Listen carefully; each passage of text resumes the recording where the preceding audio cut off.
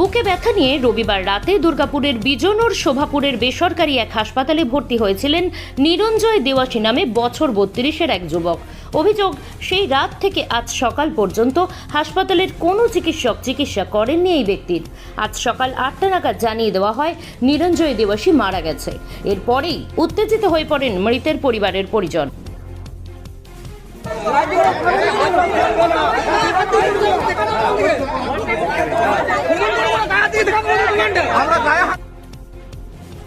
এর মধ্যেই হাসপাতালের তরফে পুলিশকে ফোন করে বলা হয় মৃতের পরিবারের লোকজন হেনস্থা করছে কর্তৃপক্ষকে। আর এই খবর চাউর হতেই ক্ষোভে ফেটে পড়েন মৃতের আত্মীয় পরিজন বন্ধু বান্ধবরা। ওরা বলছে 1 ঘন্টা পর ডাক্তার আসবে, আধা ঘন্টা পর ডাক্তার আসবে, কিন্তু রাত কোনো ডাক্তারবাবু আসেনি। ওর দাদা ওর বাবা ছিল, হয় বাইরে থেকে 5-10 সেকেন্ডের মধ্যে দেখতে দিয়েছে যাদের পেশেন্ট। ওর বাবা ওর দাদা দেখছে যে পেশেন্টটা ছটফট করছে, তবুও কোনো ডাক্তার এসে চিকিৎসা করেনি। সকালে বেলাতে ওই 8টা সাড়ে 8টা নাগাদ বলেছে মৃত ঘোষণা করলো, চিকিৎসা হয়নি না। আজকে সকাল 8টা নাগাদ বলেছে মৃত। দেখাই করেনি, তো গেট বন্ধ। আমরা দেখুন আমাদের দুর্গাপুর যে ইএসআই হসপিটাল আছে ওখানে ভর্তি করা হয়। ওই দুর্গাপুর ইএসআই হসপিটাল থেকে তারপরে আইপিসিটি হসপিটালে রেফার করা হয়। রেফার করার পর ওর কি ট্রিটমেন্ট হয়েছে, শারীরিক অবস্থা কি, কিচ্ছু বলছে না। যখন বারবার আমাদের লোক জিজ্ঞেস করছে যে কি হয়েছে আমাদেরকে বলুন, তো বলছে কি ঠিক আছে বলো কোন ডাক্তার দেখাতে, বলছে হ্যাঁ ডাক্তার আসবে। তো আমাদের বলা হলো যে কি পেশেন্টের অবস্থাটা কি আছে কিছু তো বলুন, বলছে না কোনো ব্যাপার না, সব ঠিক হয়ে যাবে। লাস্টে যখন এইরকম অবস্থায় দেখতে দিচ্ছে না, এবার আমার কাকা শ্বশুর আর আমার দেওর ছিল সারা রাত, ওরা লাস্টে যখন দেখলো কোনোভাবেই ঢুকতে দিচ্ছে না তখন ওরা গালিগালাজ করেছে। গালিগালাজ মানে আমার দেওরই বললো যে বৌদি যখন আমি মানে আর পাচ্ছি না গালিগালাজ করলাম, তখন ওরা একটু নত হয়ে 1 সেকেন্ড 2-3 সেকেন্ডের জন্য এরকম দেখিয়ে চালিয়ে করে ও বাইরে নিয়ে চলে এসছে। বাস তারপরে তো আর কোনোভাবেই যোগাযোগ নেই। তখনও ডাক্তার আসেনি, ডাক্তার নেই করে লাস্টে সকালে আমাদেরকে ডাইরেক্ট ডাক্তার এসে বলছে মারা গেছে, মুখ দিয়ে রক্ত বেরিয়ে মারা গেছে।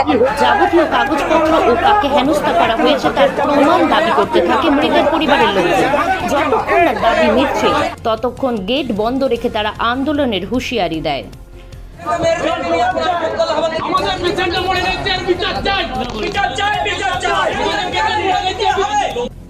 অবিলম্বে চিকিৎসার যাবতীয় কাগজপত্র ও কাকে হেনস্থা করা হয়েছে তার প্রমাণ দাবি করতে থাকে মৃতের পরিবারের লোকজন। যতক্ষণ না দাবি মিটছে ততক্ষণ গেট বন্ধ রেখে তারা আন্দোলনের হুঁশিয়ারি দেয়।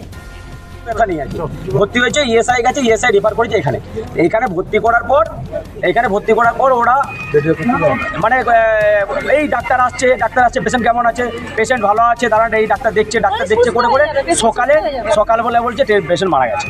তাই পেশেন্টের যদি কোনো অবস্থা খারাপ থাকে তাহলে তো বলবে যে আমার পেশেন্টটার আপনার পেশেন্টের ক্রিটিক্যাল আছে, আপনারা হয়তো কোনো জায়গায় ব্যবস্থা নিন, আমার তারা হবে না বা এরকম কিছু কোনো বোঝে নাই। সকাল সরাসরি বলে দিয়েছে যে আমরা এটা পারবো না, আমরা আইকিউসিটি রেফার করছি।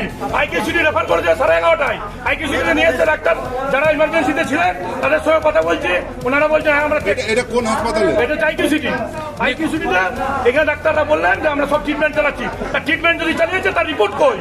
আমরা রিপোর্ট চাই। পেশেন্টটাকে মেরে দেওয়ার পর আমরা কোনো কথা চাই না, এটা মীমাংসা চাই না, আমরা পেশেন্ট চাই। আমরা অভিযোগ ঠিক নয়, পাল্টা দাবি হাসপাতাল কর্তৃপক্ষের। কিন্তু বারবার রোগী মৃত্যুর অভিযোগ দুর্গাপুরের বেসরকারি এই হাসপাতালের বিরুদ্ধে উঠেই আসছে। গত 18 এপ্রিল দুর্গাপুরের শোভাপুরের এই বেসরকারি সুপার স্পেশালিটি হাসপাতালে চিকিৎসার গাফিলতির অভিযোগ উঠেছিল। সেইবার রোগীর এক আত্মীয় আচমকাই হাসপাতাল কর্তৃপক্ষের বিরুদ্ধে ক্ষোভ প্রকাশ করতে গিয়ে হাসপাতালের চৌহদ্দির মধ্যেই 3 রাউন্ড গুলি চালিয়ে দেয় বলে অভিযোগ ছিল। গ্রেপ্তারও হয়েছিল 4 জন। এর পরপরই সোমবার ফের চিকিৎসায় গাফিলতির অভিযোগ তুলে রোগী মৃত্যুর ঘটনায় উত্তপ্ত হল দুর্গাপুরের বেসরকারি এই হাসপাতাল চত্বর। ধর্নায় বসে পড়ে মৃতের আত্মীয়রা। ভুল চিকিৎসার রোগী মৃত্যুর ঘটনার জেরে টান উত্তেজনা ছড়িয়ে পড়ে। ঘটনাস্থলে পুলিশ পৌঁছায়, কোনো ক্রমে সামাল দেয় পরিস্থিতির।